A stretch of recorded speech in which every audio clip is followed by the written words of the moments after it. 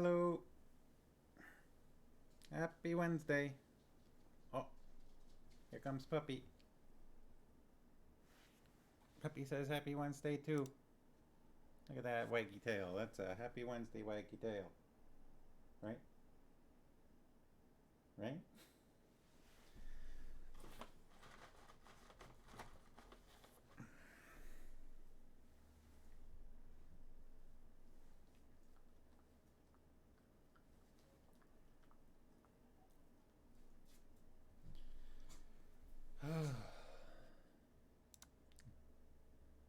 Farm is here.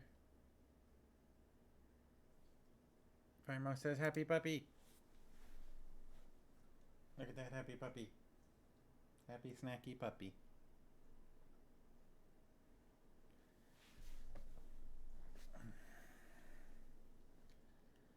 I've had a long week. But it should be, the rest of the week should be good. I think.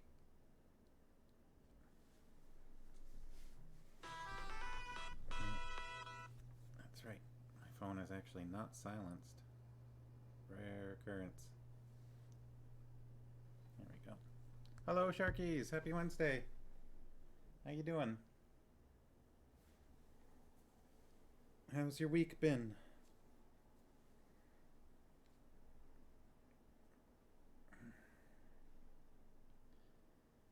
It's the 13th. Oh, I need to renew my car insurance. It expires tomorrow. Karma says it's only Wednesday, but it's kind of our weekend starting tomorrow, yeah. Yeah, most of, I think, my most stressful things are past. Got the Twitch notification early while you were watching someone build a Nixon puppet.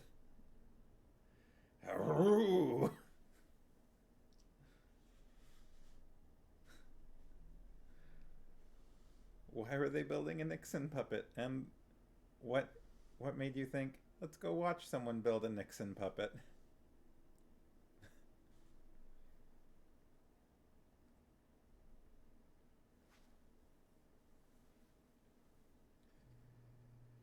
I've had quite the busy week so far. Finally got to actually run my D&D game on Monday. It was originally supposed to be Saturday, but that fell through.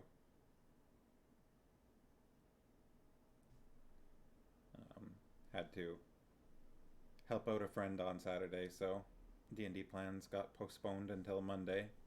But we ran the game, and that was fun. A good 8 hours of D&D. I think we ran from around 1 p.m. to about 9 p.m.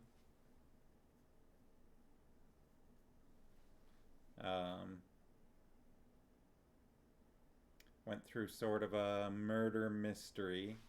Villagers were, I think the puppet was for a theater company. Oh, okay. Villagers were disappearing, and so our intrepid adventurers got recruited to investigate the mystery of the disappearing villagers in the village of Barovia.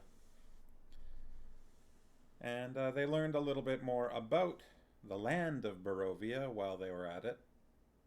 But there was a lot of going from place to place and questioning people and investigating the most recent abode or the abode of the most recent missing villager. One Gregor Stanovich, I think. And they found various clues, which eventually led them to the culprit, who was someone they had already spoken to previously.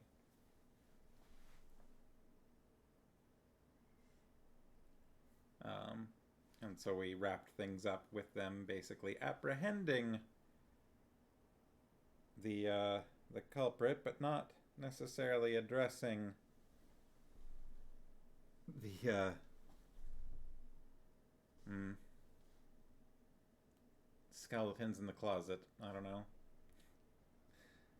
Basically, they're aware that there's something in the basement, and they haven't gone into the basement yet to deal with that. And I don't know if they're going to. They didn't really come to a decision on what was going to happen there before we ended.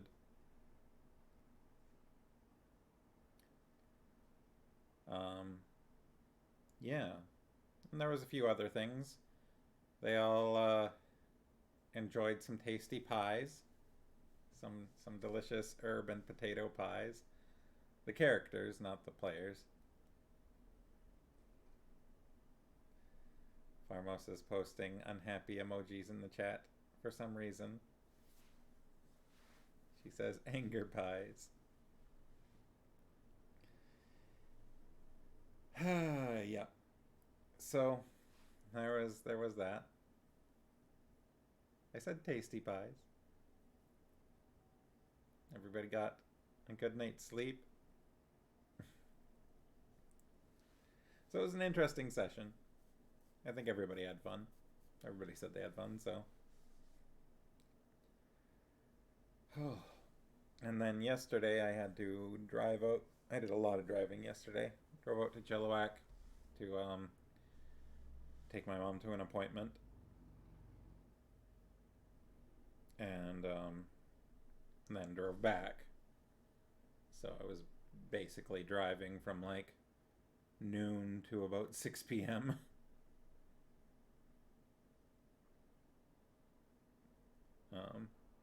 So that was kind of a long day. And then here we are. It's Wednesday, book day. We're gonna finish Queen of Sorcery today. That's exciting.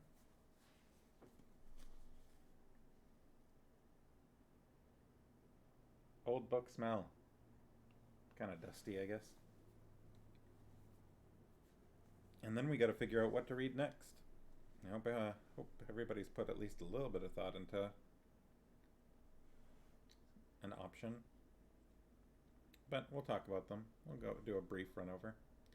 Chucky say, one time a few years ago we told someone in Burnaby that we were going to a play that evening in Chilliwack, and she was shocked. She thought Chilliwack was 5 hours away. Yeah, some people just, I don't know, I guess it's a different experience like growing up in Vancouver. Oh. Did I have a stream hiccup there? On my side it was kind of loading for a moment. The city-centric mindset. Well, I mean, I guess it's just like if you live in Chilliwack, there are reasons to drive into Vancouver occasionally, right? You know, there are things to do in the city. Um, so you do that. And therefore, you have an idea of how far away it is. But if you live in Vancouver, there's not much of a reason to go all the way to Chilliwack. Like, maybe if you want to go to Cultus Lake specifically, right? Ben, chill. Chill, pup. People are allowed to exist outside. It's still sunny out. People are going to be outside having fun. He's grumpy because there were some kids or something talking outside.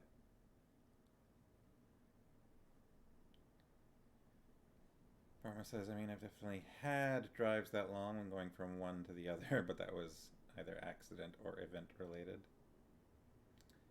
Yeah, there is that. Sometimes traffic can be pretty awful.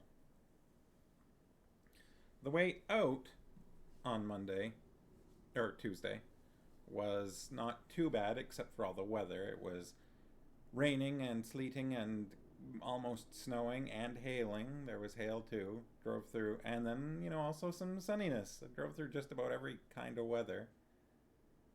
Every kind of precipitation, I guess. No fog or like mist. But, and then, but on the way back, there was, I think, an accident and just other types of traffic. So the way back was a bit slower, a bit more stopping on the highway.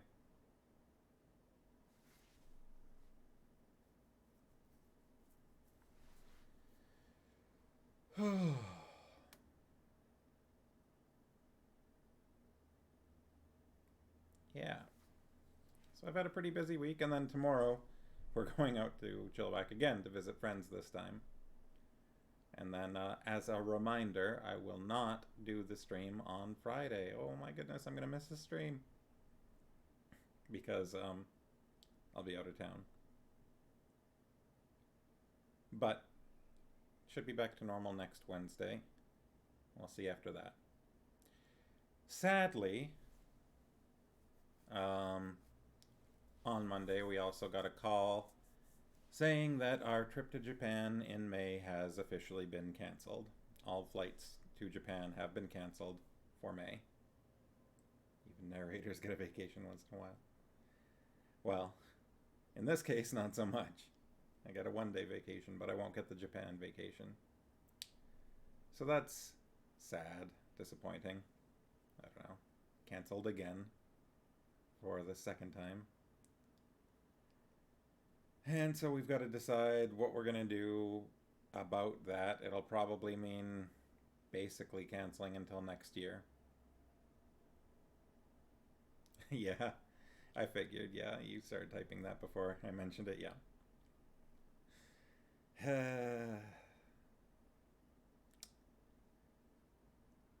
So I don't know. Maybe we'll find somewhere else to go in the meantime or something like that, and go next year or something like that. We'll have to figure it out. But no spring in Japan for us this year.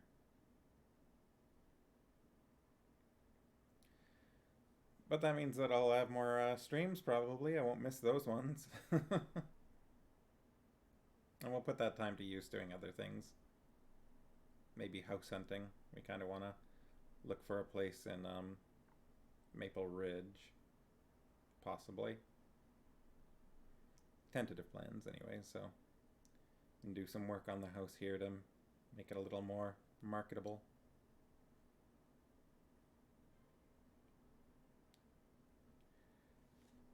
So, we had a big couple of chapters on Friday. Chapters 28 and 29.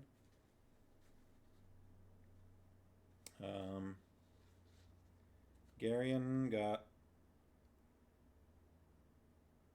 Oh, Sharky is volunteering insider info on Maple Ridge. Alright. That'd be good to know. We may take you up on that. Garion got all kinds of drugged up in chapter 28. Got fed all sorts of stuff by the Niasins.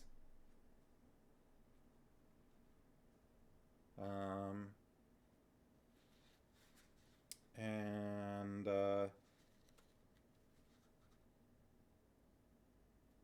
then got basically offered as a bargaining chip to the Murgos in exchange for a wedding.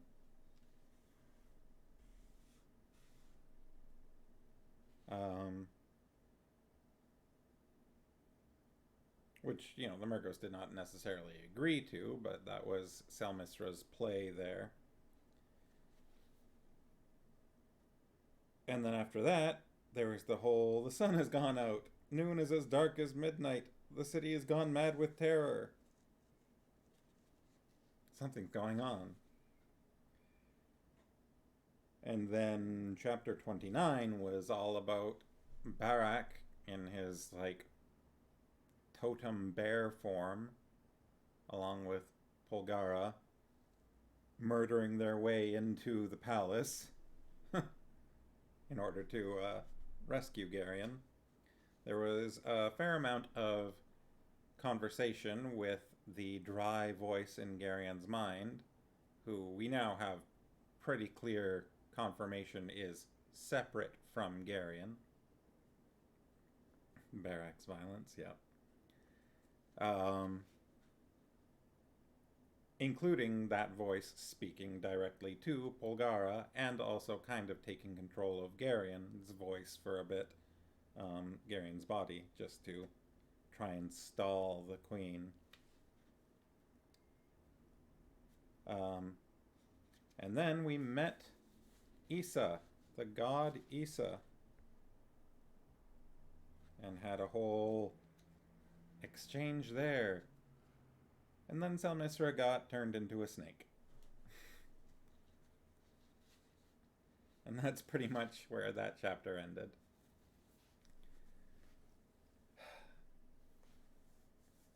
It was a lot. There was a lot happening there. And so now we are on chapter 30, the final chapter of the book, I believe. Yep. And we're on page 308 out of 322. Though page 22 is almost not, like, it's a fraction of a page, so. So it'll be a slightly longer chapter, but we'll get through that tonight. An eternal snake, yes. So we've been told. Not really clear yet whether that's a punishment or not for Selmisra.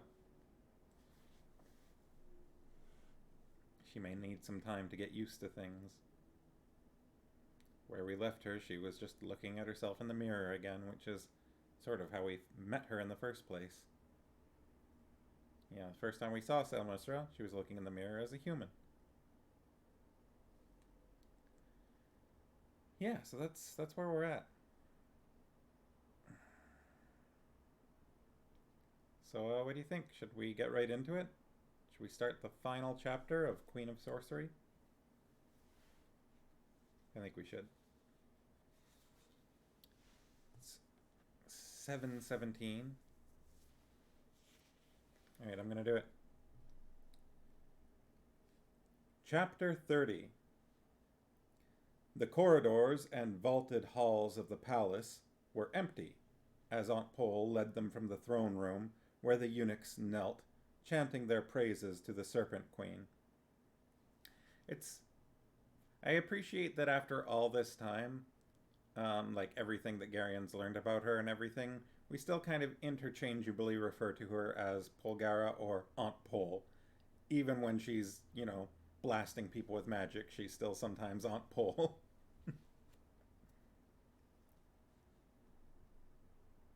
Sword in hand, Barak stalked grimly through the awful carnage that marked the trail he had left when he had entered. The big man's face was pale, and he frequently averted his eyes from some of the more savagely mutilated corpses that littered their way. Look at that. Barak being shocked by violence. That's something you don't see every day.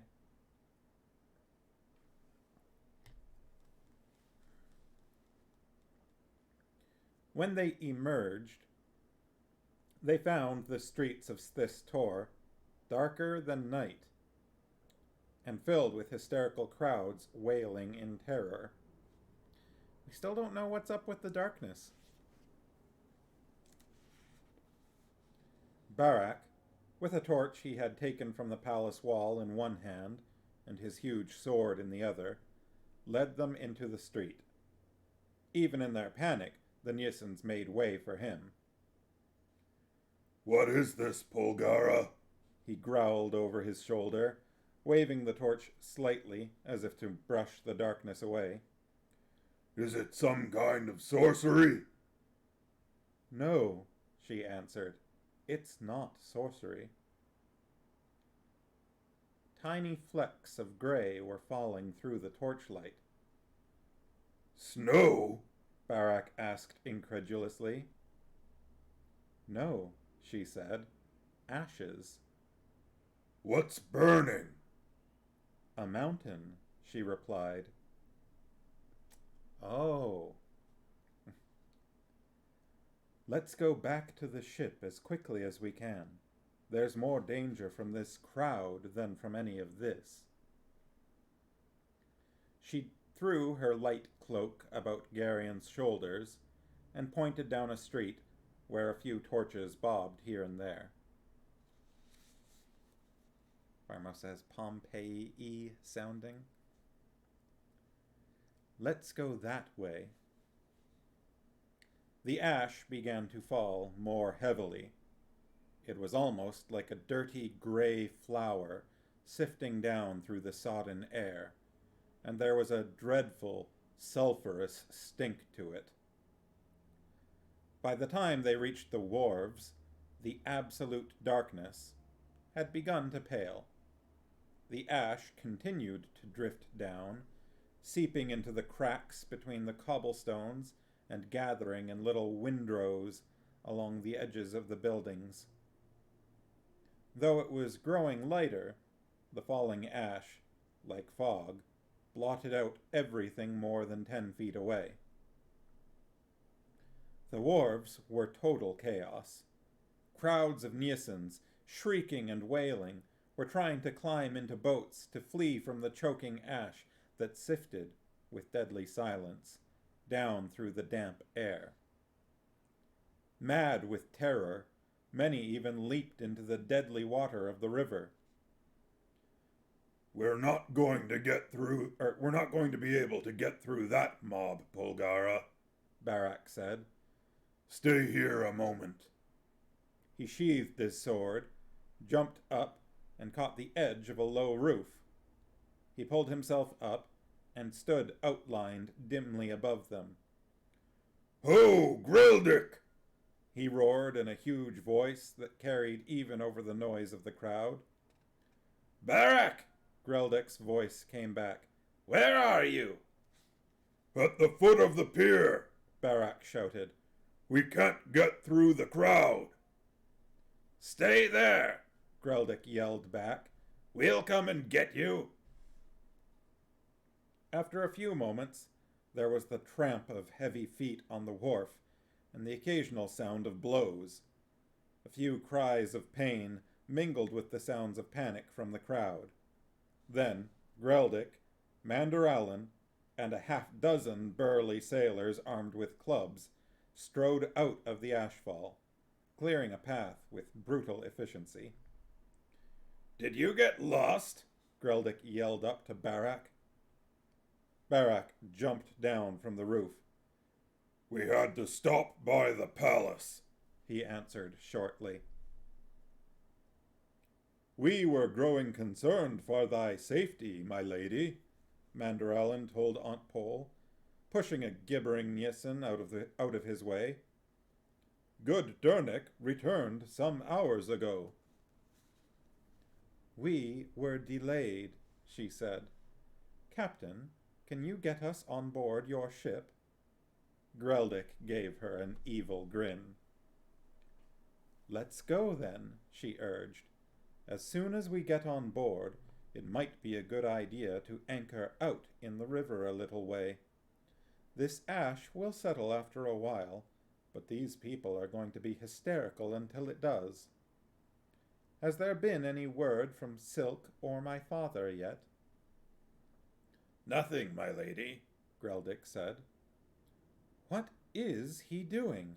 She demanded irritably of no one in particular. Big post from the Sharkies. It is interesting to see Polgara still referred to as Aunt Pole. I suppose it is because we are viewing this mostly from Garion's perspective, who still regards her as family, though distant, and only refers to her as Aunt, since Mr. Wolf suggested Garion not add a word like great. Yeah, I think it's just basically like what you're saying. That's just how he thinks of her. Like, even if he's aware that she's not directly his aunt, it's people do that kind of thing all the time, right? Refer to someone who isn't even family as uncle or something like that, right?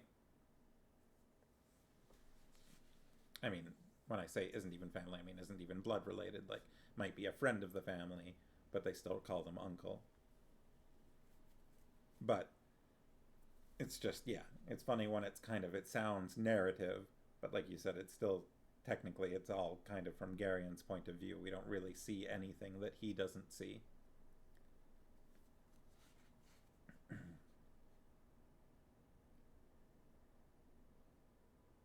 Manderallen drew his broadsword and marched directly into the face of the crowd, neither slowing nor altering his course. The Nissens melted out of his path.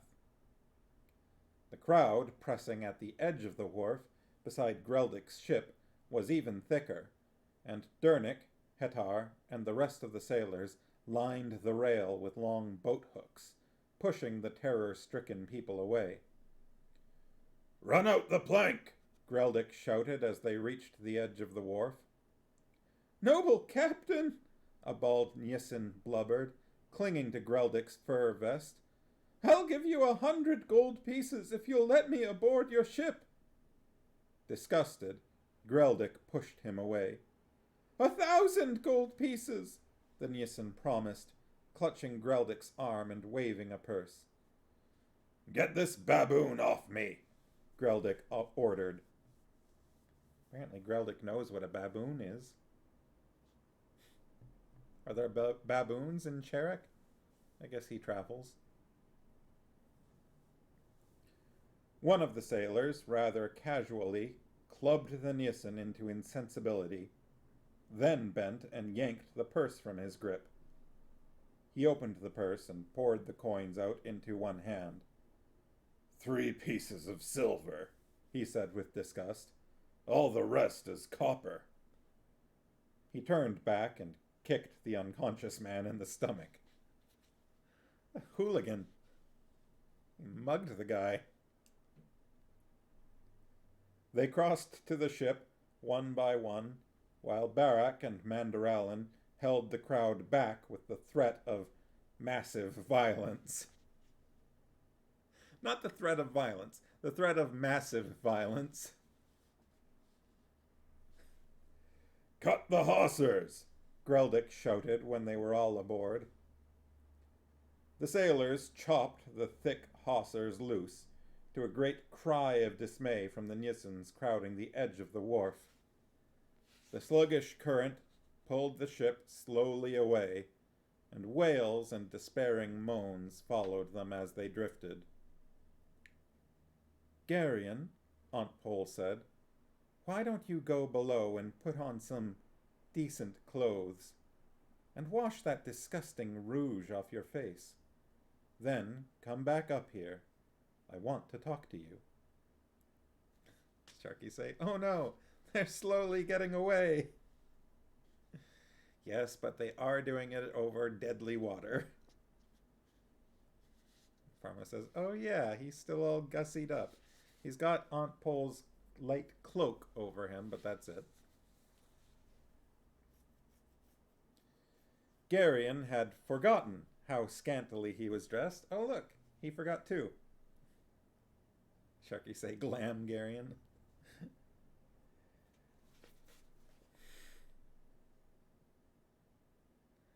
There you go. Sort of. Slightly out of focus. Glam Garion's backside.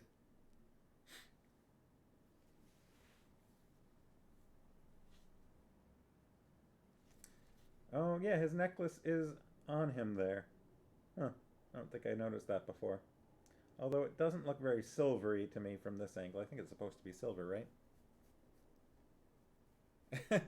Sharky say Mrs. is drinking out of a mug with Bowie on it. So fitting. Nice. Alright. Garion had forgotten how scantily he was dressed, and he flushed slightly and went quickly below deck. It had grown noticeably lighter when he came back up, dressed again in tunic and hose, but the gray ash still sifted down through the motionless air, making the world around them hazy and coating everything with a heavy layer of fine grit. They had drifted some distance out into the river, and Greldick's sailors had dropped the anchor. The ship swung slowly in the sluggish current. Sharky say, "Ah yes, hose. That's not revealing at all." Well, he's got, I'm guessing it's, what did he said? Tunic and hose. I'm guessing it's a long tunic. So, you know, probably like thigh-length tunic or something like that. The ship swung slowly in the sluggish current. Over here, Garion, Aunt Pole called. She was standing near the prow, looking out into the dusty haze. Garion went to her a little hesitantly, the memory of what had happened at the palace still strong in his mind. Sit down, dear, she suggested. There's something I have to talk to you about. Sharky say if this is based off 15th century Europe, it might not be a long tunic. I have no idea. What's our, yeah, maybe not. I won't show the rest of the cover, but we've got on the next book, like so. Not that cover art is always to be believed.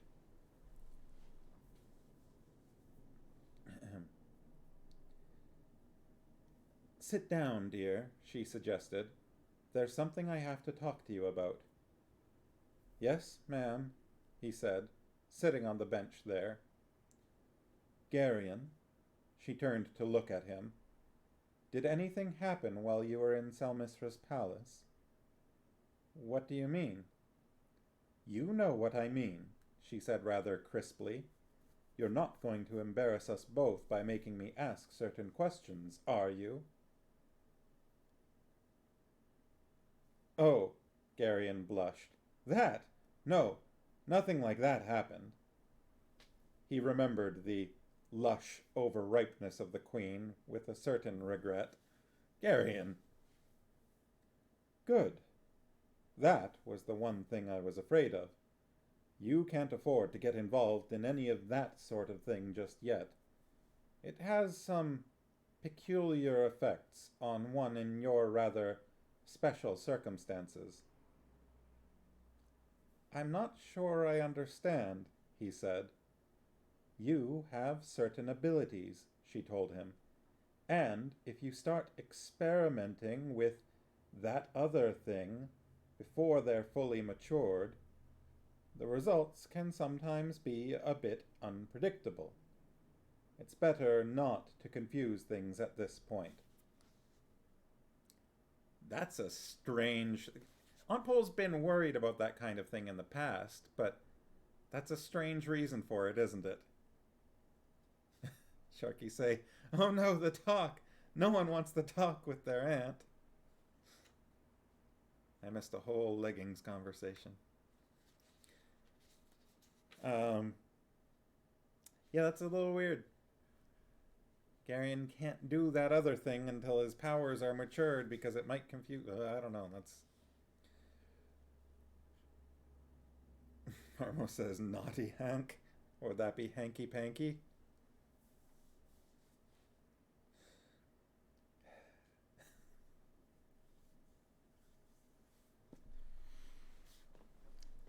Farrah says, why did I not think of that? Honestly, I'm a little surprised myself that you didn't.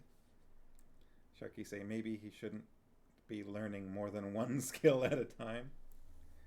Well, Garion says, maybe it'd be better if something had happened then, Garion blurted.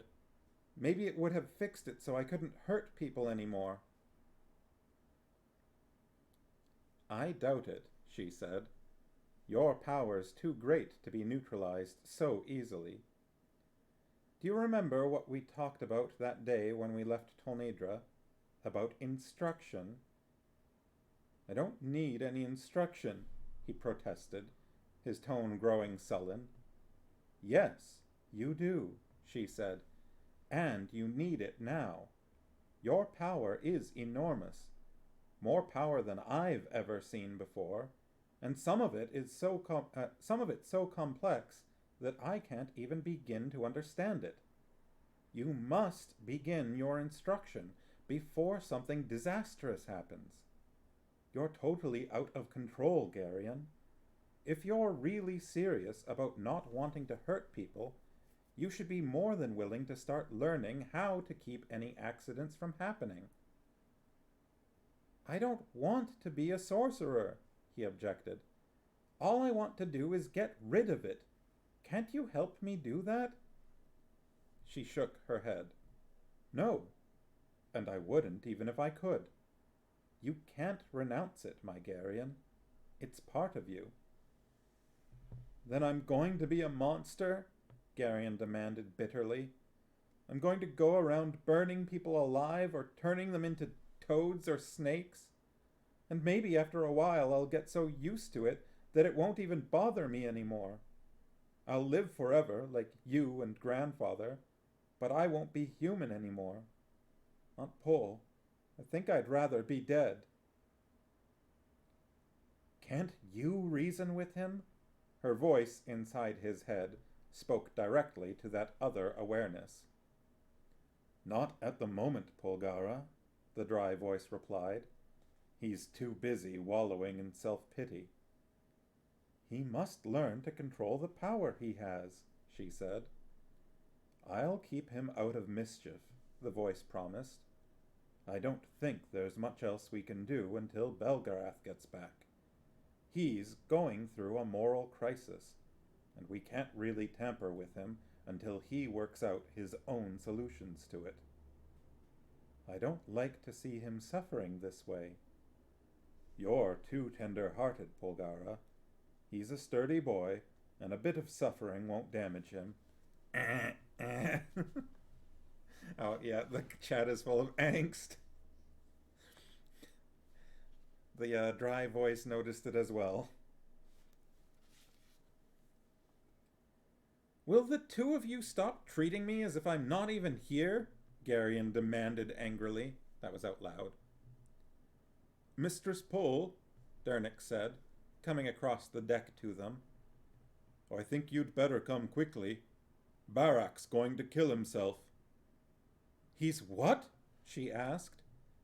It's something about some curse, Dernick explained. He says he's going to fall on his sword. That idiot! Where is he? He's back by the stern, Dernick said. He's got his sword out, and he won't let anybody come near him. Come with me. She started toward the stern with Garion and Dernick behind her. We have all experienced battle madness, my lord, Mandaralin was saying, trying to reason with the big Cherrick. It is not a thing of which to be proud, but neither is it a cause for such bleak despair.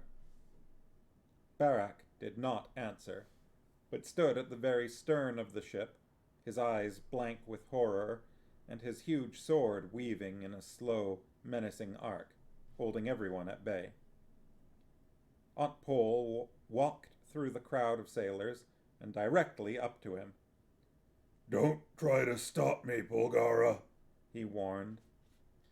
I'm sure everybody remembers back in Cherrick when he locked himself in his room after the first time this happened. First or second time. She reached out quite calmly and touched the point of his sword with one finger. It's a little dull, she said thoughtfully. Why don't we have Dernick sharpen it? That way it'll slip more smoothly between your ribs when you fall on it. Barak looked a bit startled. Have you made all the necessary arrangements? She asked. What arrangements? For the disposal of your body, she told him. Really, Barak, I thought you had better manners. A decent man doesn't burden his friends with that kind of chore. She thought a moment. Burning is customary, I suppose, but the wood here in Nyssa's very soggy. You'd probably smolder for a week or more. I imagine we'll have to settle for just dumping you in the river. The leeches and crayfish should have you stripped to the bone in a day or so. Barak's expression grew hurt. Marmo says, yes, this seems more like her. Did you want us to take your sword and shield back to your son? She asked. I don't have a son, he answered sullenly. He was obviously not prepared for her brutal practicality. Oh, didn't I tell you? How forgetful of me. What are you talking about? Never mind, she said. It's not important now. Were you just going to fall on your sword, or would you prefer to run up against the mast with the hilt? Either way works rather well. She turned to the sailors. Would you clear a path so the Earl of Trelheim can get a good run at the mast? The sailors stared at her. What did you mean about a son? Barak asked, lowering his sword. It would only unsettle your mind, Barak, she answered. You'd probably make a mess of killing yourself if I told you about it. We'd really rather not have you lying around groaning for weeks on end. That sort of thing is so depressing, you know. I want to know what you're talking about. Oh, very well, she said with a great sigh. Your wife Merrill is with child, the result of certain courtesies you exchanged when we visited Val Alorn, I imagine. She looks like a rising moon at the moment, and your lusty brat is making her life miserable with his kicking. A son? Barak said, his eyes suddenly very wide. Really, Barak, she protested, you must learn to pay attention. You'll never make anything of yourself if you keep blundering around with your ears closed like this. A son? He repeated, his sword sliding out of his fingers. Now you've dropped it, she chided him. Pick it up immediately and let's get on with this. It's very inconsiderate to take all day to kill yourself like this. I'm not going to kill myself, he told her indignantly. You're not? Of course not, he sputtered, and then he saw the faint flicker of a smile playing about the corners of her mouth.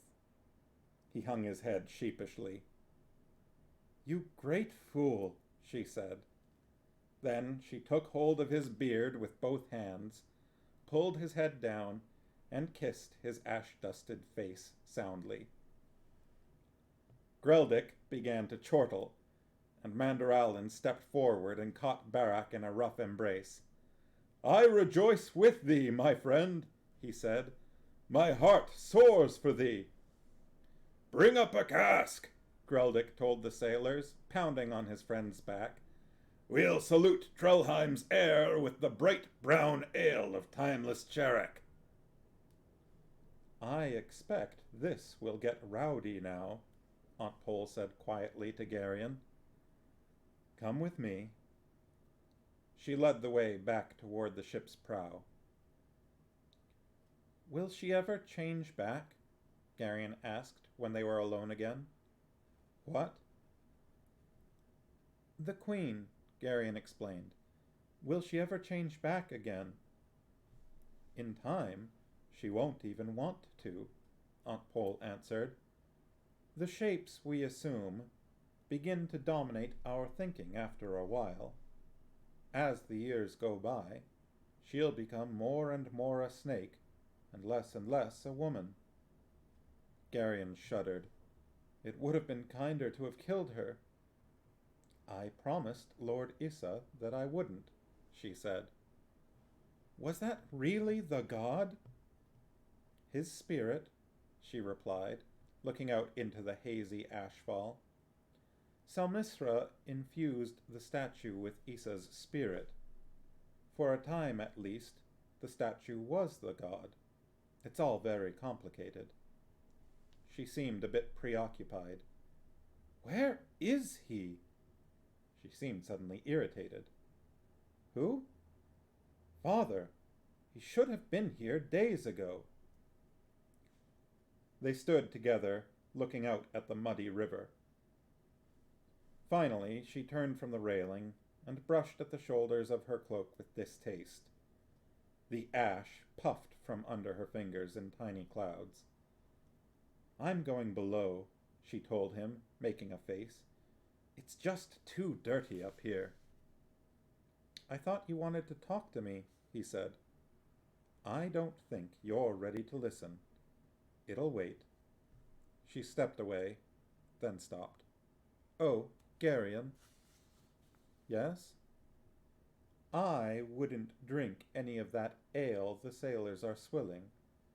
After what they made you drink at the palace, it would probably make you sick. Oh, he agreed a trifle regretfully. All right. It's up to you, of course, she said. But I thought you ought to know. It's up to you.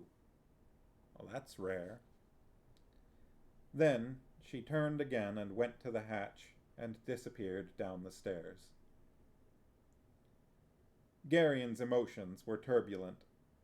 The entire day had been vastly eventful, and his mind was filled with a welter of confusing images.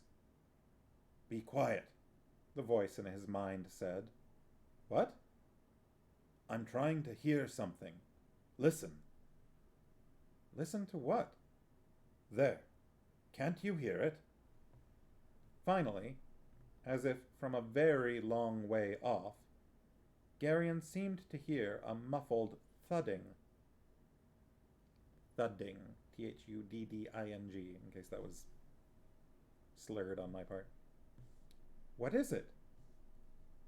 The voice did not answer, but the amulet about his neck began to throb in time with the distant thudding.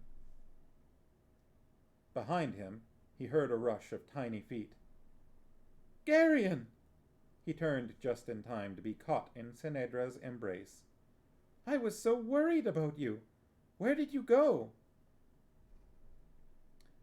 Some men came on board and grabbed me, he said, trying to untangle himself from her arms. They took me to the palace. How awful, she said. Did you meet the Queen?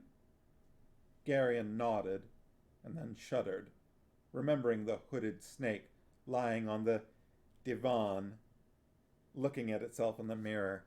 It just won't let me escape that word. We're not even in the palace anymore. What's wrong? The girl asked. A lot of things happened, he answered. Some of them weren't very pleasant. Somewhere at the back of his awareness, the thudding continued. Do you mean they tortured you? Sinedra asked, her eyes growing very wide. No, nothing like that. Well, what happened? She demanded. Tell me. He knew that she would not leave him alone until he did, so he described what had happened as best he could. The throbbing sound seemed to grow louder while he talked, and his right palm began to tingle. He rubbed at it absently. How absolutely dreadful, Sinedra said after he had finished. Weren't you terrified? Not really, he told her, still scratching at his palm. Most of the time, the things they made me drink made my head so foggy I couldn't feel anything. Did you really kill Moss? She asked. Just like that? She snapped her fingers. It wasn't exactly just like that, he tried to explain. There was a little more to it. I knew you were a sorcerer, she said. I told you that you were that day at the pool, remember? I don't want to be, he protested. I didn't ask to be. I didn't ask to be a princess either. It's not the same. Being a king or a princess is what one is. Being a sorcerer has to do with what one does. I really don't see that much difference, she objected stubbornly. I can make things happen, he told her. Awful things, usually. So, she said maddeningly, I can make awful things happen too. Or at least I could back in Tolhoneth. One word from me could have sent a servant to the whipping post. Or to the headsman's block. I didn't do it, of course, but I could have. Power is power, Garion. The results are the same. You don't have to hurt people if you don't want to. How very sensible.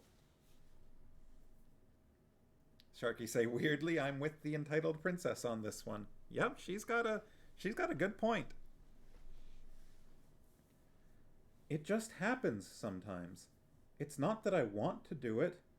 The throbbing had become a nagging thing, almost like a dull headache. Then you have to learn to control it. Now you sound like Aunt Pole. She's trying to help you, the princess said. She keeps trying to get you to do what you're going to have to do eventually anyway. How many more people are you going to have to burn up before you finally accept what she says? You didn't have to say that. Garion was stung deeply by her words. Yes, she told him. I think I did. You're lucky I'm not your aunt. I wouldn't put up with your foolishness the way Lady Polgara does. You don't understand, Garion muttered sullenly. I understand much better than you think, Garion. You know what your problem is? You don't want to grow up. You want to keep on being a boy forever. You can't, though. Nobody can. No matter how much power you have, whether you're an emperor or a sorcerer, you can't stop the years from going by. I realized that a long time ago. But then I'm probably much smarter than you are. Then, without any word of explanation, she raised up on her toes and kissed him lightly, full on the lips. Garion blushed and lowered his head in embarrassment. Tell me, Sinedra said, toying with the sleeve of his tunic. Was Queen Salmisra as beautiful as they say? Boop, boop, boop. She was the most beautiful woman I've ever seen in my life, Garion answered without thinking.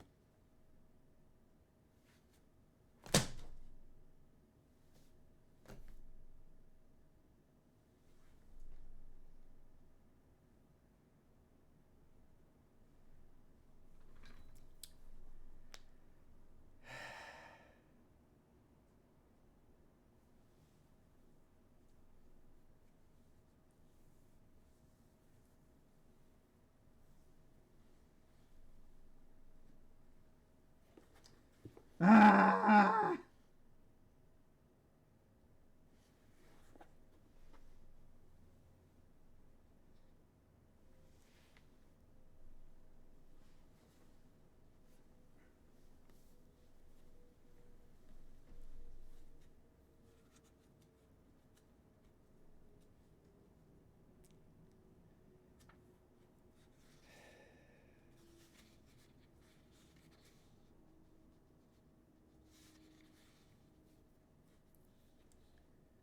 The princess caught her breath sharply.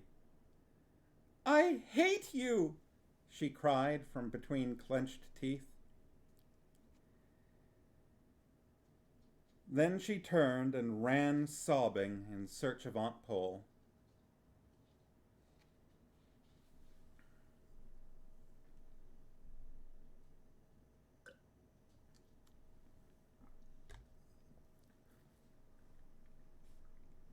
Garion stared after her in perplexity. What was that about? That's so weird. What caused that? Where'd that reaction come from? Why is she upset? I don't get it. Girls are weird. He turned then to stare moodily out at the river and the drifting ash.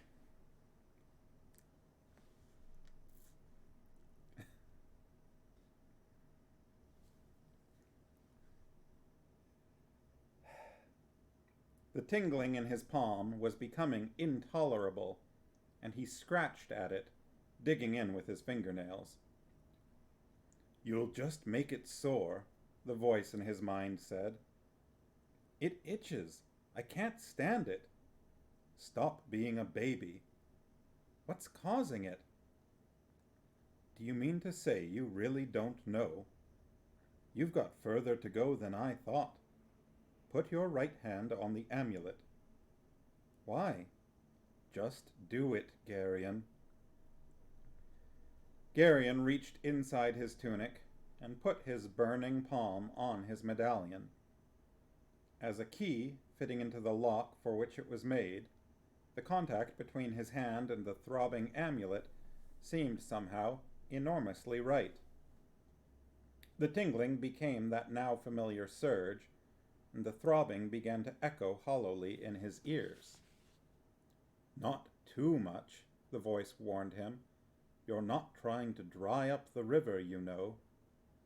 What's happening? What is all this? Belgarath's trying to find us. Grandfather? Where? Be patient. The throbbing seemed to grow louder until Garion's entire body quivered with each thudding beat. He stared out over the rail, trying to see through the haze. The settling ash, so light that it coated the muddy surface of the river, made everything more than 20 paces away indistinct. It was impossible to see the city, and the wails and cries from the hidden streets seemed somehow muffled. Only the slow wash of the current against the hull seemed clear. Then, a long way out on the river, something moved. It was not very large, and seemed to be little more than a dark shadow ghosting silently with the current. The throbbing grew even louder. The shadow drew closer, and Garion could just begin to make out the shape of a small boat. An oar caught the surface of the water with a small splash. The man at the oars turned to look over his shoulder. It was Silk. His face was covered with gray ash, and tiny rivulets of sweat streaked his cheeks. Mr. Wolf sat in the stern of the little boat, muffled in his cloak and with his hood turned up. "Welcome back, Belgarath," the dry voice said. Who's that? Wolf's voice in Garion's mind sounded startled.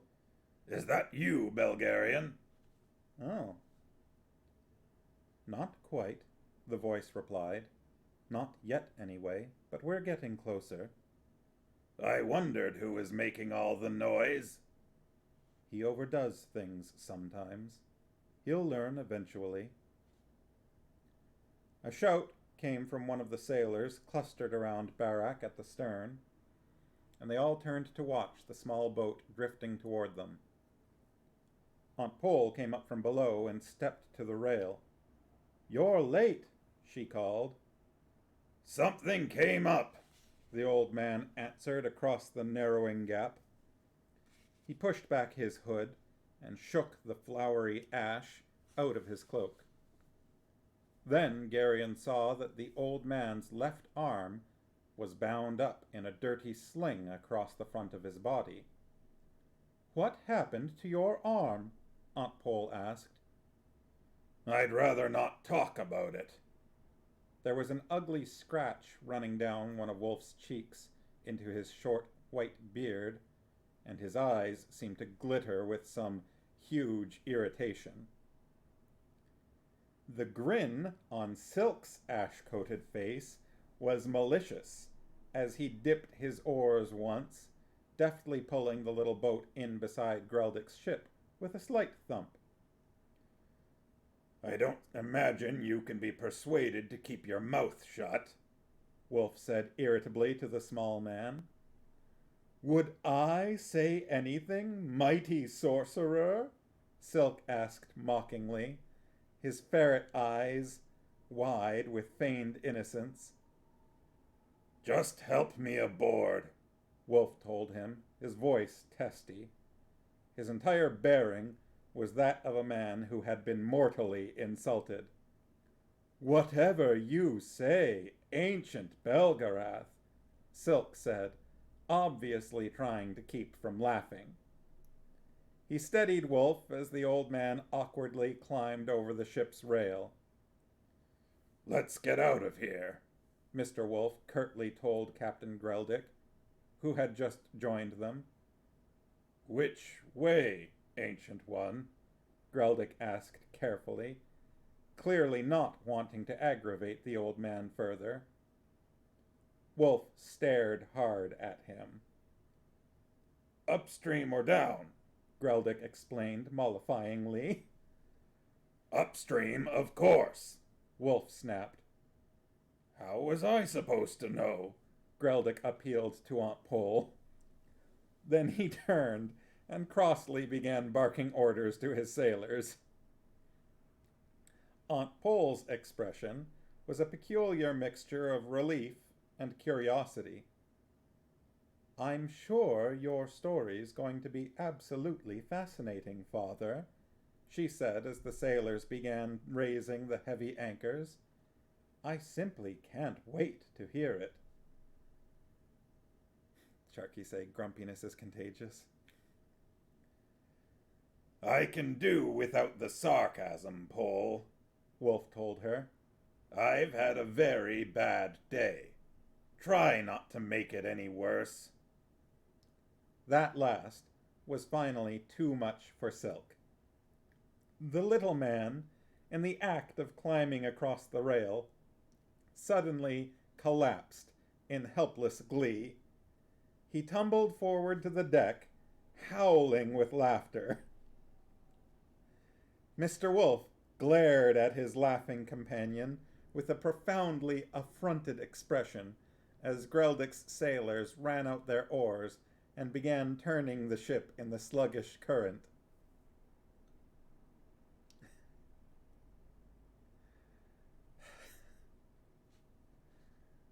What happened to your arm, Father? Aunt Pole's gaze was penetrating, and her tone said quite clearly that she did not intend to be put off any longer. I broke it, Wolf told her flatly. How did you manage that? It was just a stupid accident, Pole. Those things happen sometimes. Let me see it. In a minute. He scowled at Silk, who was still laughing. Will you stop that? Go tell the sailors where we're going. Where are we going, Father? Aunt Pole asked him. Did you find Zedar's trail? He crossed into Cthul Murgos. Ktuchik was waiting for him. And the orb? Ktuchik's got it now. Are we going to be able to cut him off before he gets to rack Cthul with it?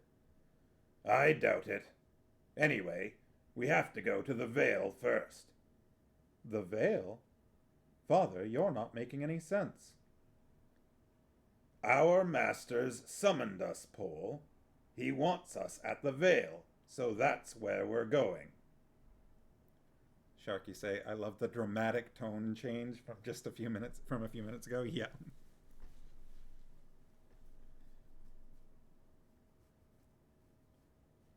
Karma says, they do, but not to the cause of so much glee.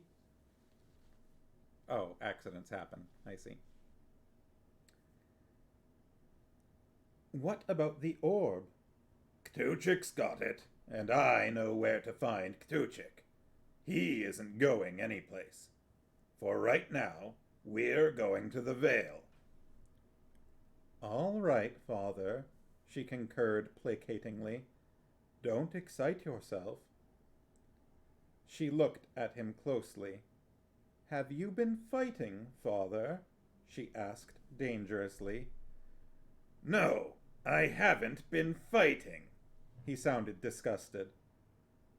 What happened then? A tree fell on me.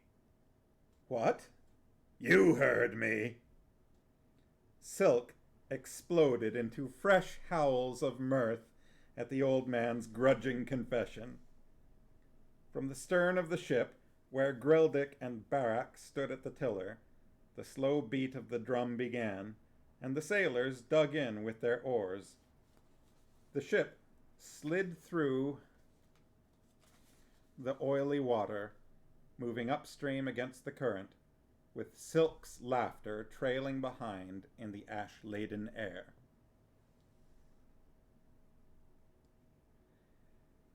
Here ends Book 2 of the Belgariad. Book 3, Magician's Gambit, carries the quest on to the orb through stranger lands and darker magic, while Garion begins to learn the incredible power of the dry voice within his mind.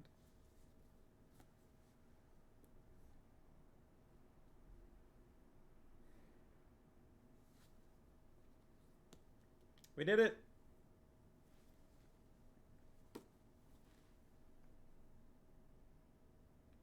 Pharma says, to be fair, that's a very dangerous accident, one of the leading causes of work-related preventable deaths. Yes. It's also quite funny when it happens to a 7,000-year-old sorcerer who makes a great deal of effort to appear all-knowing. Sharky say, yay! It's just so random, like, a tree fell on Belgarath. Sharky say, and who can make trees. Yep, there's that too. Maybe it's, what's the, Full Metal Alchemist equivalent exchange? He made a tree, so a different tree fell on him. Equivalent exchange.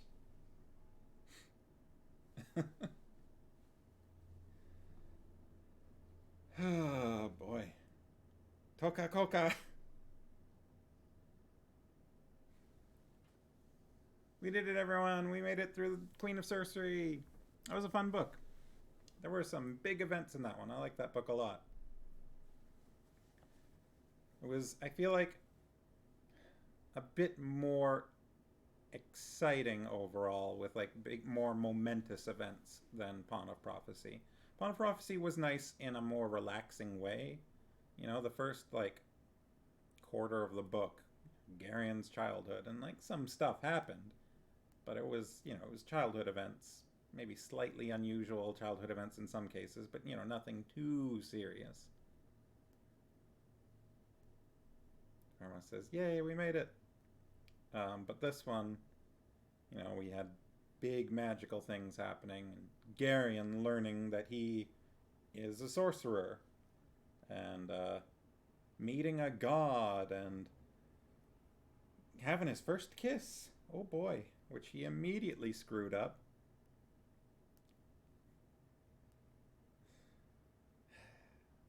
And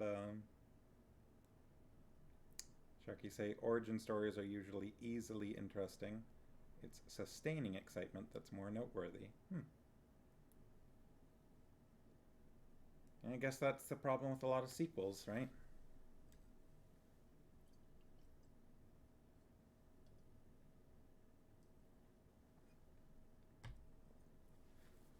It's such an odd way to end the book. A tree fell on Belgarath, Silk's laughing, the end.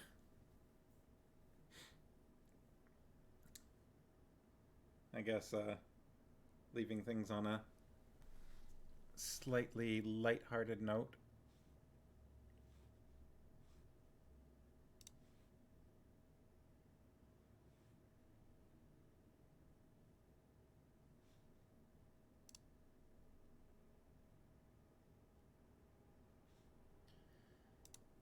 So did everyone have fun with that?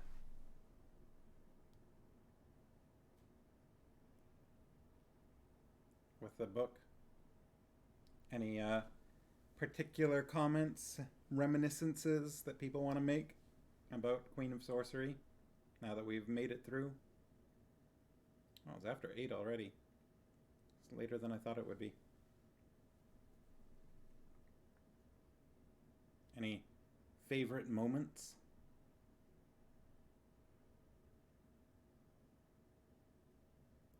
The confrontation with Chamdar is definitely like a hugely memorable moment, I think. Just, like that was a big thing.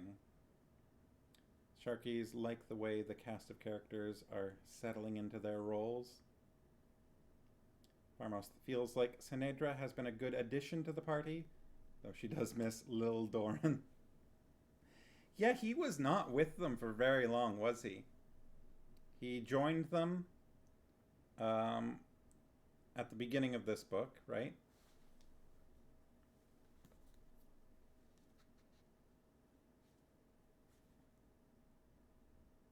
Yeah. He joined them at the beginning of this book. There was. Was that really all in this book?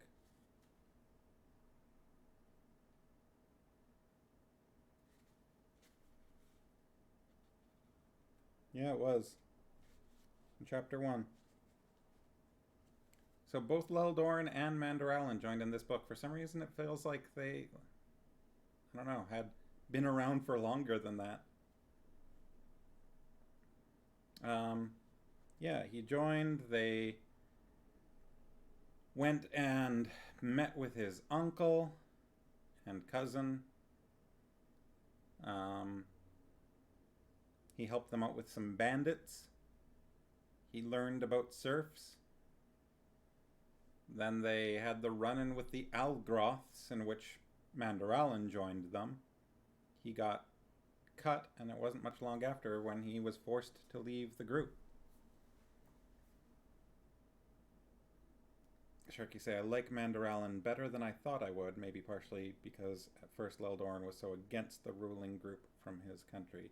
Yeah, definitely both Leldorin and Mandoralin.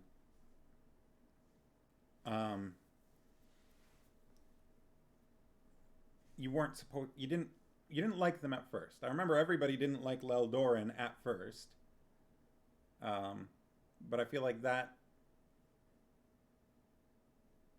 became less of a strong dislike pretty quickly and more of a lingering, like, oh, he's got issues he's got to work out, but is overall, well meaning.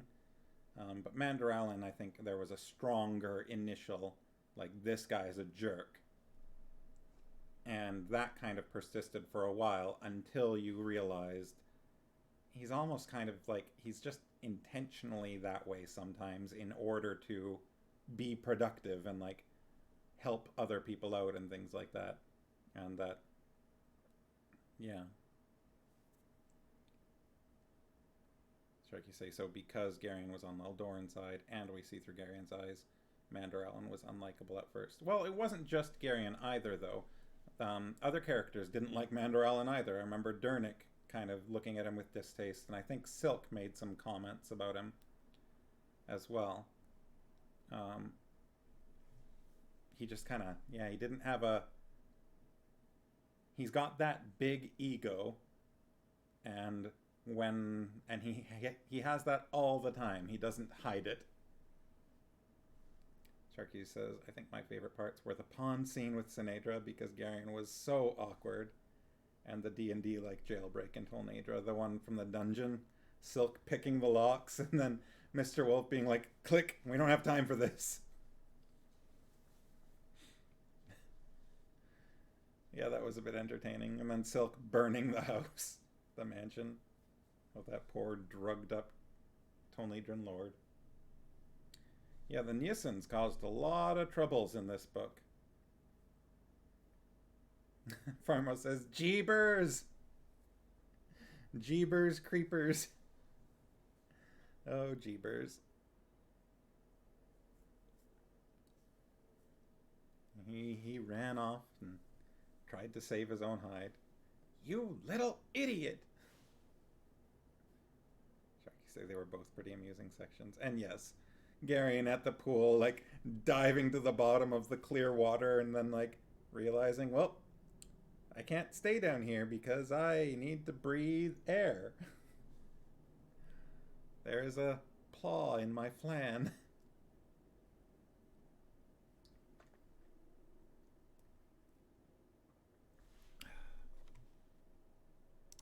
Yeah, Sinedra has not been the most subtle. She's definitely pretty forward at times.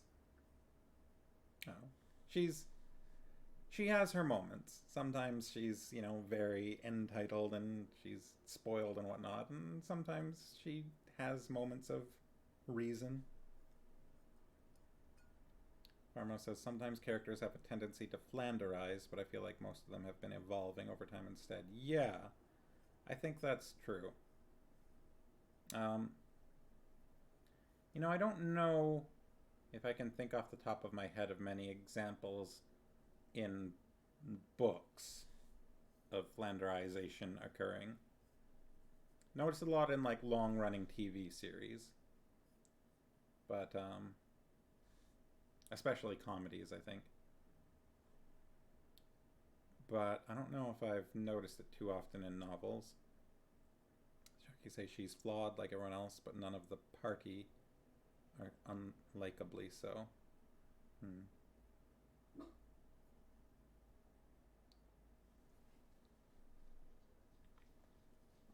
Well, and many of the characters have had sort of like character growth arcs, right? Where something happens and they need to evolve as a person. This whole story is that for Garion, but like we saw some of that with Mandoralin, at least a little bit, between his teacher's wife and the Mudmen, the Zomboggies.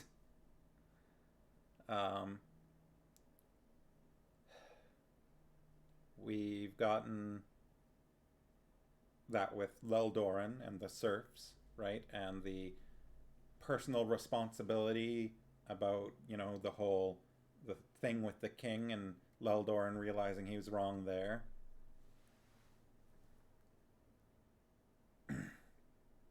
Farmos thinks maybe some Terry Pratchett minor characters get Flanderized.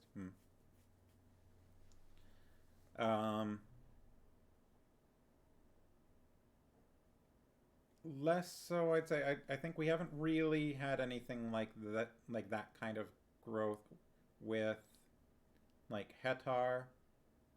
We have with Barak a bit, I think. I think we're still going through it with Barak. But we've had moments with him of realizing that things that he's done in the past were bad, that he's made mistakes, and just what we had just now, I feel like is probably a moment of change for him. I don't think we've really had anything like that really with Hetar. Not so much really with Silk either, necessarily.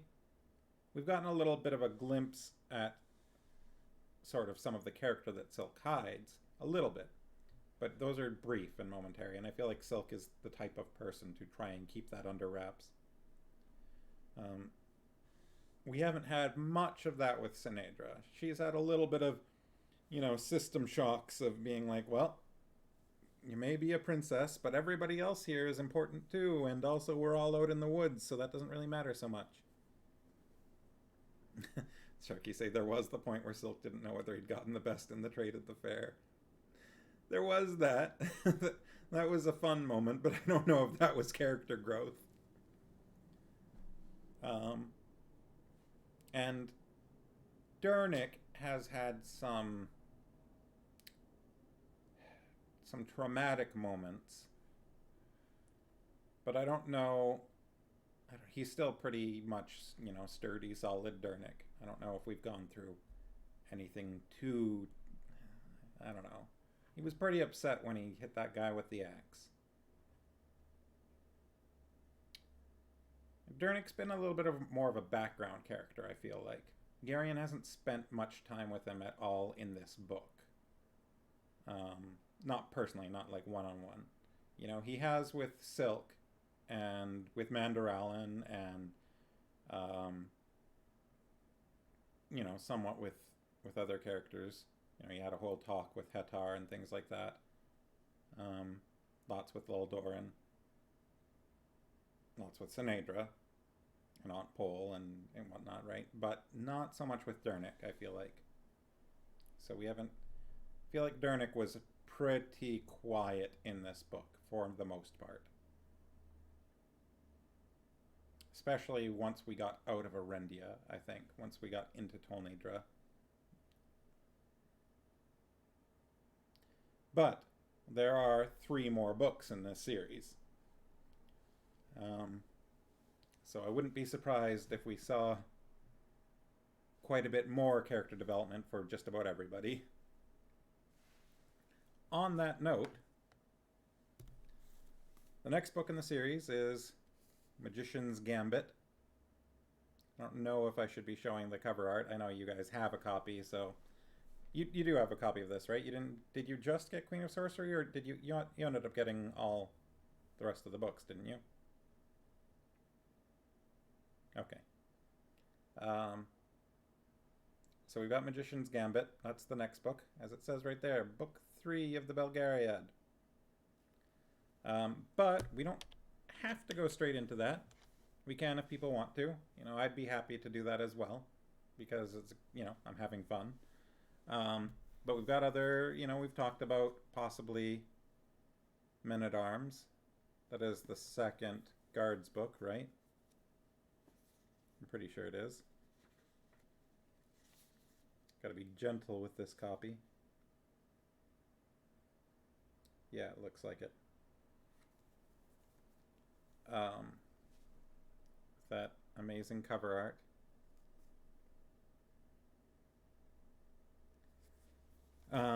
We also have, previously discussed, A Wizard of Earthsea. This is technically, I know we've talked about not starting series of books, and this is technically volume 1 of the Magical Earthsea books, it says here. But it is also, I'd say it's similar to the way that Men-at-Arms is part of a series, but it's still, it's a self-contained story, right? This book has an ending, and doesn't leave you partway through an adventure. Farmos is also thinking maybe Weird Sisters. I also grabbed, just because we have talked about it before, but Howl's Moving Castle could be fun. I'm not as much of a fan of this particular cover art. It's so, I don't know. It's a little weird to me. Howl's head looks like, it's either his head looks too big or his body looks too small, or maybe the perspective is weird. I'm not sure. Pharma says Weird Sister, especially with Weird Sister's Shakespearean aspects. No, the cover art doesn't really seem quite accurate. Yeah, it's a little off. Also, I'd forgotten about that guitar. That guitar does not have any representation in the Ghibli adaptation. But again, if anybody has not read the book but has seen the Ghibli movie, if we do read the book, or if you ever read it yourself, you'll notice that the bones of the story are there, but there are so many things that are completely different. Characters that are different, major, huge plot points that are different.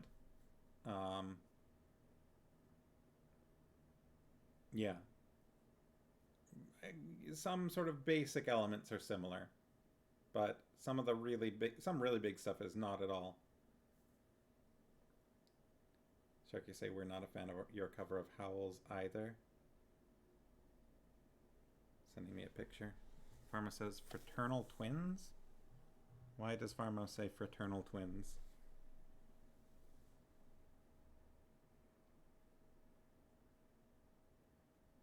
Oh boy. The Sharky's copy. Not to take a shot at the cover artist's work or anything. Maybe Diana Wynne Jones, maybe she drew that herself. Because, yow. It doesn't exactly, now a major movie, it doesn't exactly scream like professional quality. You know what? It kind of reminds me of uh, the like cartoon characters from um, what's the band? I'm Blue. Dabba dee dabba die, dabba dee dabba die. Um, they had like little cartoon characters or representations or something, and one of them was like the little sad blue guy, and then one was like I think sort of a big blonde guy. It kind of reminds me of that.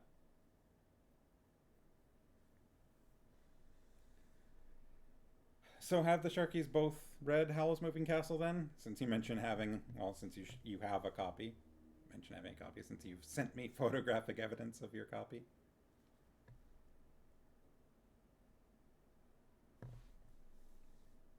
Prozac. Oh, they're not the band that did that song? Oh, maybe, yeah, I'm thinking of Prozac. Anyways, you have though many years ago. Yeah, likewise for me, it was a long time ago.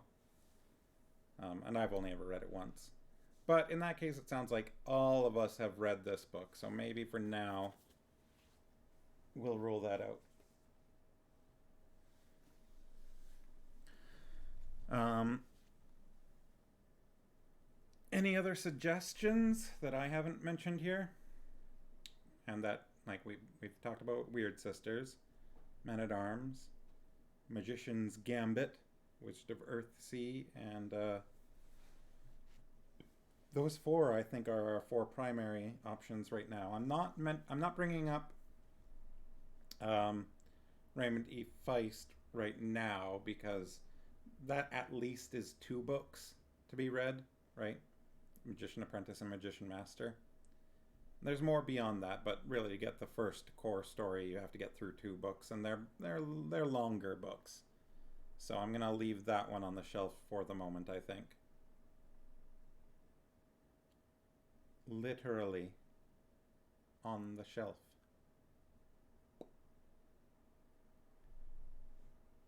Um,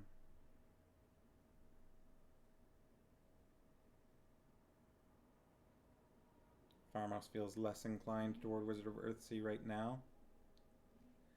Yeah, I can get that. I would say it's sort of similar in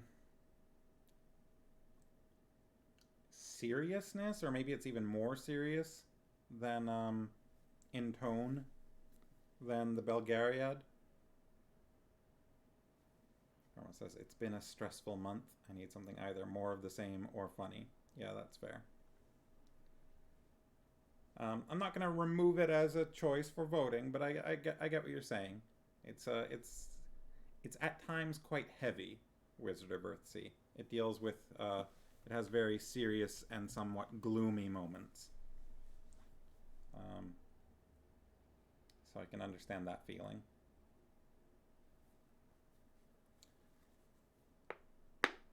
Well, I think that leaves us otherwise. I mean, Wizard of Earthsea, maybe a Terry Pratchett offering, or Magician's Gambit.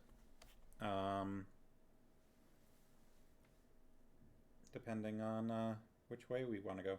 You'll notice I did read at the end of Queen of Sorcery. I read the little next time this continues sort of thing because I feel like the spoilers weren't as severe there. Now that we've actually read uh, Queen of Sorcery, ooh, back of my hair is all flat.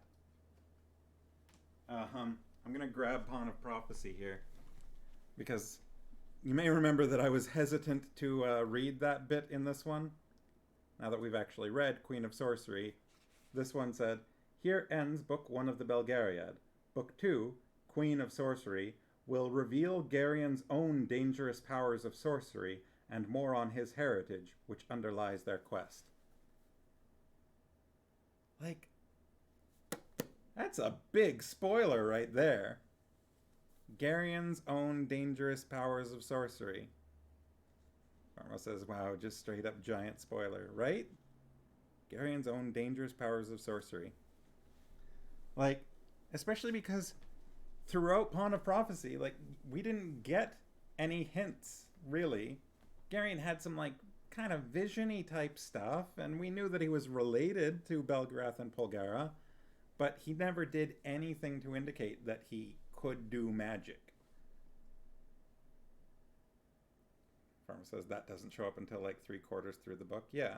I mean, we had maybe some, like a hint or two earlier than that, but it was more subtle. I think the first big, like, actual reveal was probably the monk of Marterin that he, slapped and cured of madness. That was probably our first sort of hint at his powers. Sharky say he had a few fights that he seemed to supernaturally have senses for. Farmos says, I'm more forgiving of early on spoilers. Oh, like if this had been about something that happened, we'll meet Garion's new archer friend or something like that. But yeah, that one I was kind of like, I mean, I would have read that when I read this book for the first time, but I don't know. I don't think I like that it's there. This time, Queen of Sorcery going on. Well, it basically just says they're continuing on their quest. Essentially, they're continuing on their quest. There'll be some more magic. That one I was less concerned about.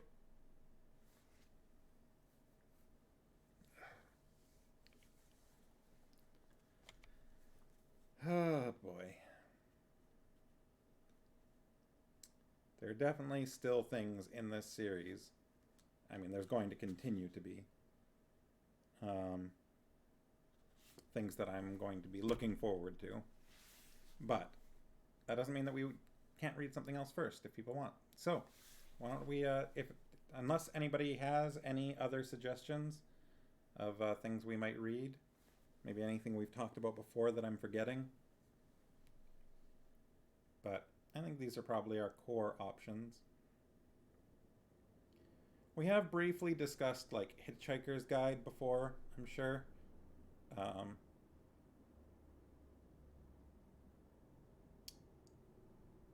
Which, they are fun books.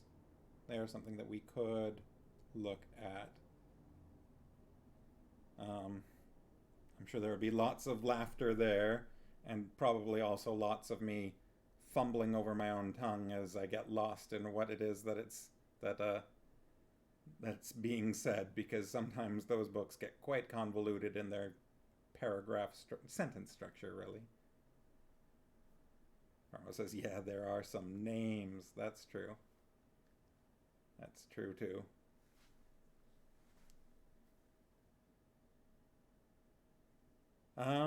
Okay. Well. Ford, you're turning into a penguin. Stop it.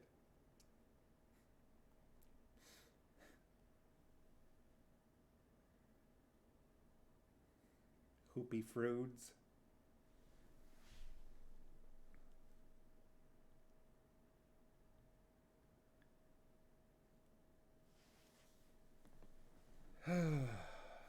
Okay. Why don't we do our vote? There's only 3 people in the chat right now. So we can't, well, I suppose we could. I was going to say we can't have a tie, but we could if everybody voted for something different.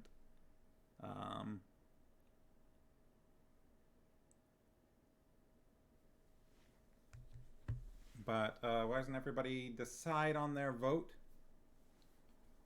And then let me know. And if I need to break the tie myself, I will, if there ends up being a 3-way tie. But otherwise, we'll find out what we're going to read next in a week.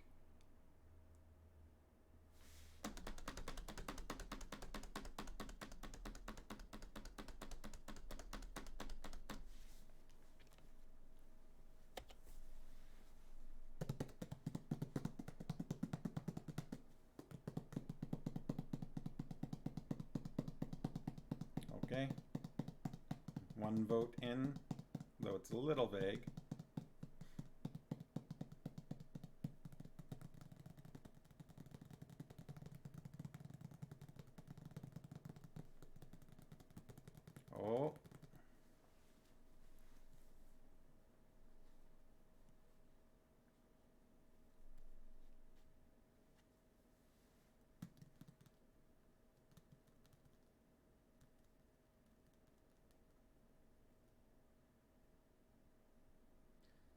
Alright, we're missing one vote, but...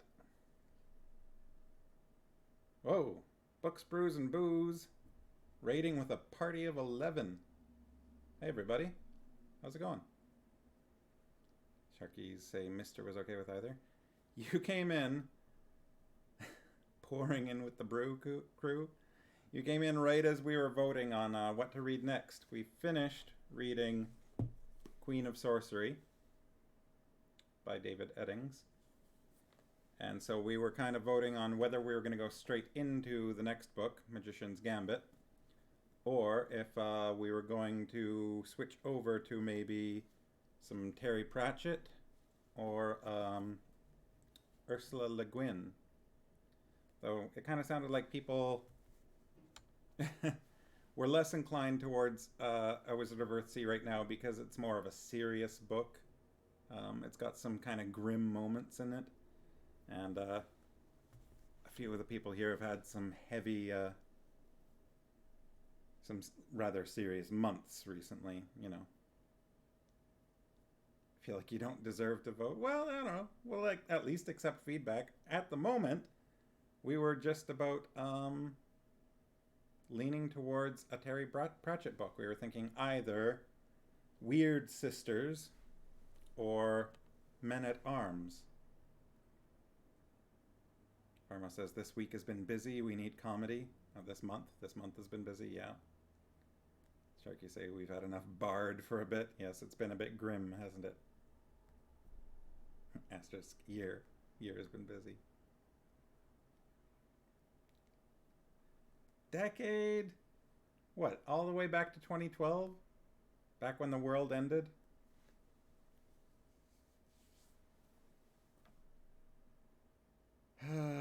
Okay. All right, I get the point.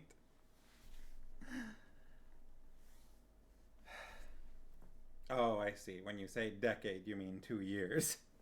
3 years. Depending on how you want to look at it. All right, well, we were kind of bouncing back and forth between Men at Arms and Weird Sisters. Sharky say yes. By 10, I mean 3. I'd have to go over to the shelf to grab Weird Sisters. Maybe I should do that. I'll be right back, everybody. Watch the back of my chair. It says lab. What? Where is that? Over here.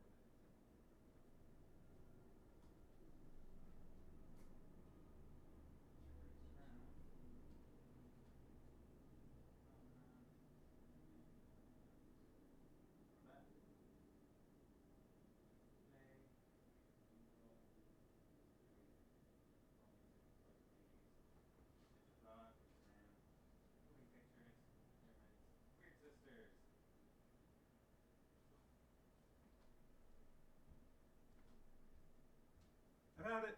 I got it. I'm coming back. I'm coming back with a book. Took a little bit. Have many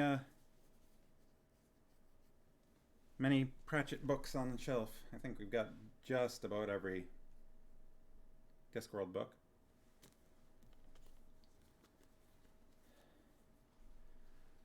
Medieval detectives or witches?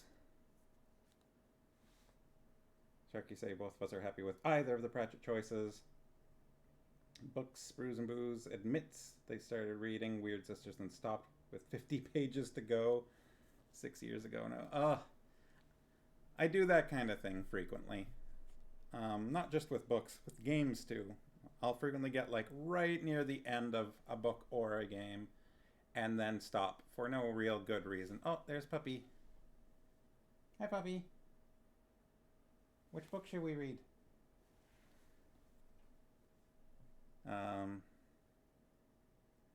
Sharky say Men at Arms just means I'm going to a chapters tomorrow. Books, Brews and Booze says when in doubt, witch it out.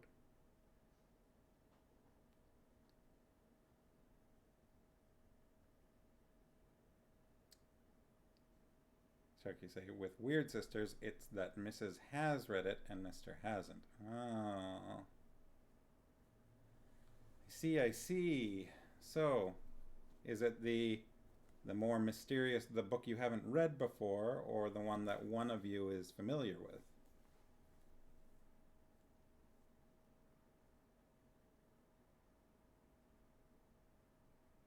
So much like Guards. Hmm? I feel like we're bouncing back and forth. Okay. All right, we gotta iron this out. Anybody that has just joined us, feel free to pitch in your votes. Um, Even if you don't think you're going to be around, it's just fun. Let's get some input. Now, are we going to read Weird Sisters or Men at Arms next? Cast your ballots, everyone. Let me know in the chat. No. Everybody's got to let me know, Farmhouse. I want a definitive. This is the one we're reading next.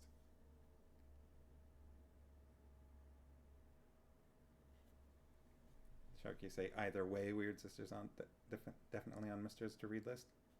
Okay. Sharkies, I need both of your definitive votes. Which one? Farmhouse, which one?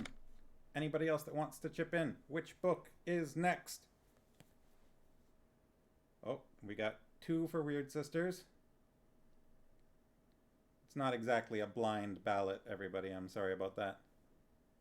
I don't have that kind of thing set up at the moment.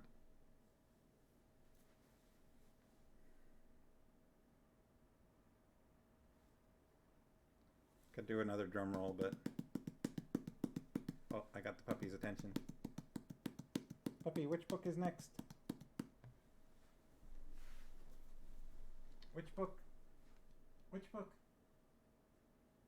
Puppy says neither. I'm sorry, everybody. Votes off. Yeah, that was the thought, Farmhouse. Didn't work. He ran away.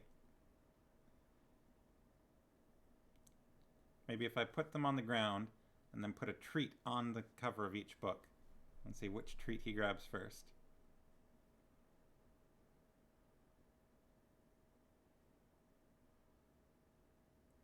He wants Magician's Gambit.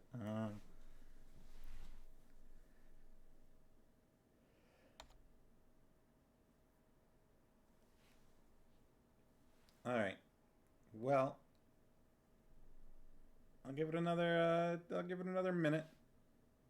Let's say 2 minutes. It's 8:43 my time right now. At 8:45 I'll call it.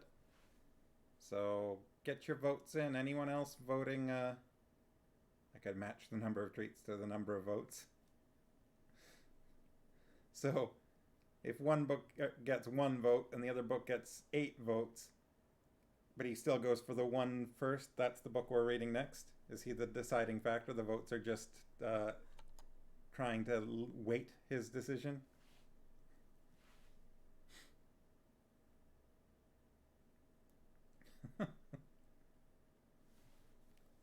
Which of these smells more interesting?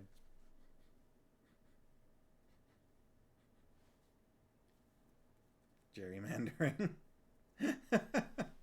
Gerrymandering the book vote.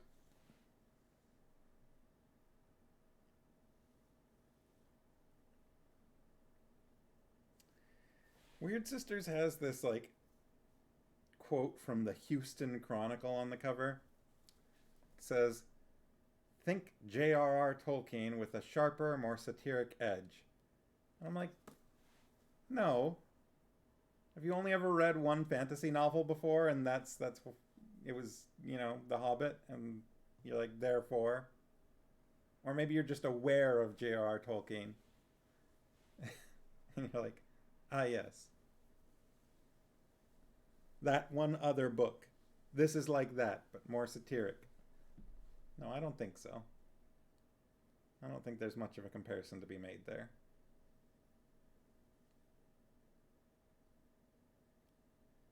All right. Pharma says fantasy. That's Lord of the Rings, right? That's the only fantasy novel. Well, time's up, everybody. I saw 2 votes for Weird Sisters, and that's it. Since Farmhouse apparently didn't cast a vote after I called for the second vote. That's right. I said it.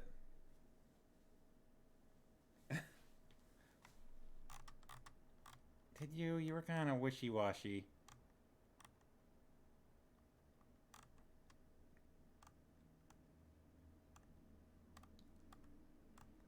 Which post is even your like official vote? Ah, I see. Way up. Your vote was for Men at Arms. I was asking for a second vote. Books, Brews, and Booze was feeding. Kitty. Ah, you missed the secondary vote. It looks like we're gonna read Weird Sisters. He's gonna be our next book. Now we've got this whole raid of people here. I feel like I should maybe start in on a little bit of it. There are a lot of people in the chat right now. Kitty just tapped Mister. It's his feeding time too. Does that mean you're done for the night? Should I hold off until next Wednesday?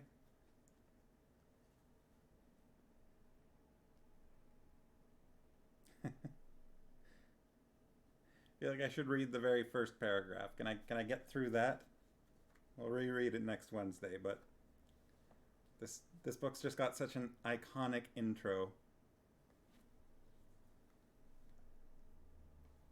Also, it starts off with a little like stardust thing at the top there, in this copy anyways.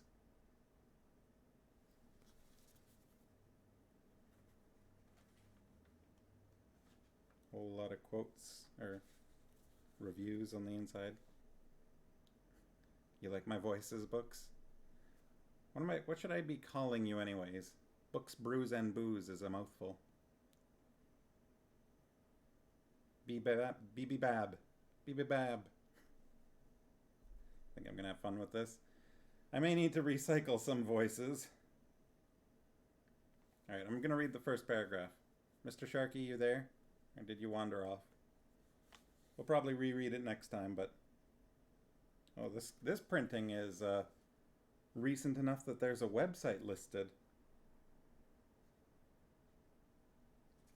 When was the original printing of this book? 1980, I think 1980 or 1988. It says, copyright 1980 by Terry and Lynn Pratchett, 1988. So I'm not sure.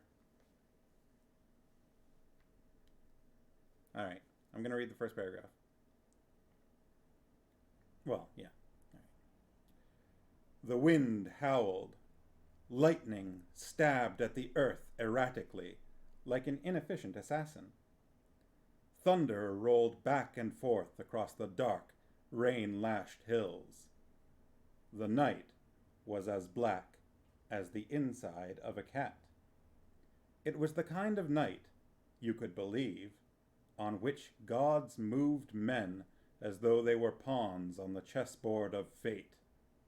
In the middle of this elemental storm, a fire gleamed among the dripping furze bushes like the madness in a weasel's eye. It illuminated 3 hunched figures. As the cauldron bubbled, an eldritch voice shrieked, "When shall we 3 meet again?" There was a pause. Finally, another voice said, in far more ordinary tones, "Well, I can do next Tuesday." It's such a great intro. Like, just immediate jabs at the Scottish play. Also, lightning stabbed at the earth erratically like an inefficient assassin. I love his similes. Just so like... Ah, yes. Black as the inside of a cat.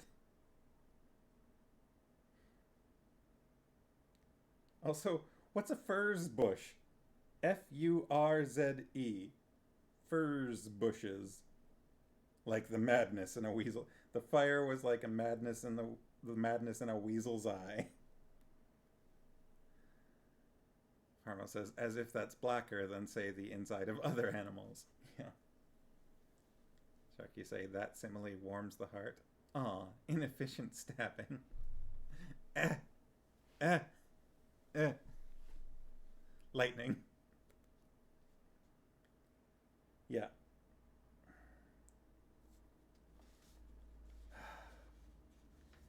It is nearly 9 o'clock my time, and we've been at this for a couple hours now, so I don't think I'm going to get much more into it than that.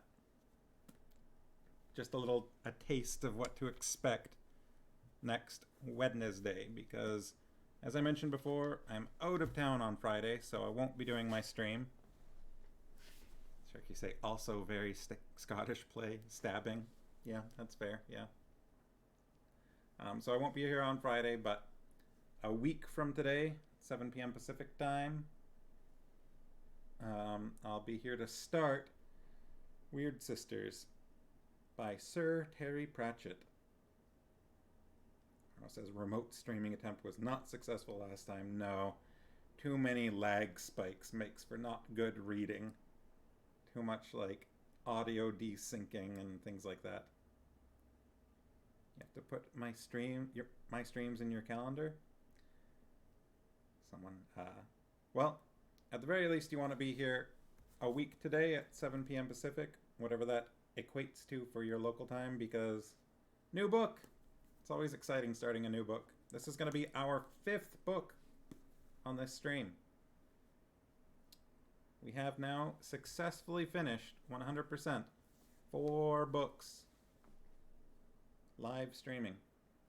And if anybody wants to catch up on any of those, if you just search Sleet Reads on YouTube, I post every stream up there on my YouTube channel. So if there's anything that if you miss a stream or you want to catch any of the previous ones we've done, catch up on the Belgariad or The Hobbit or Guards. All 4 of those books are up there. And Weird Sisters will be next. Pharma says, yeah, written down calendar always trumps in-head calendar. In-head calendar is like, is it Tuesday? All right. Well, I'm going to wrap things up. I don't think anyone on my list is streaming right now. Books, Brews, and Booze. Do you have anyone a suggestion for me to raid out to? Because otherwise, I don't have any options here. I don't follow a lot of people. You're one of a select few.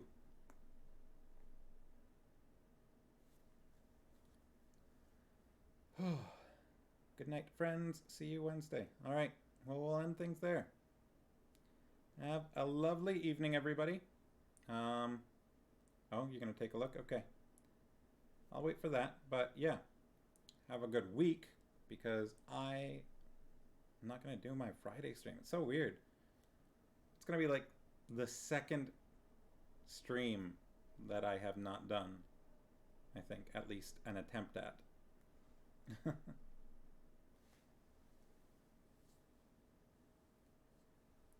Furze bushes. Did anybody look up furze bushes? Should I look that up myself? I'm kind of wondering if he just made that up. Furze. Another term for gorse. Oh, okay. Alright, so apparently he was talking about gorse bushes.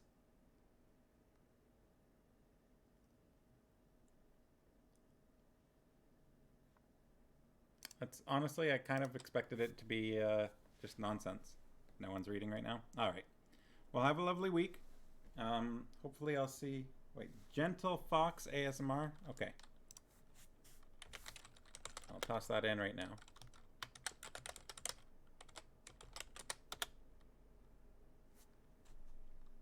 They're reading Dracula softly.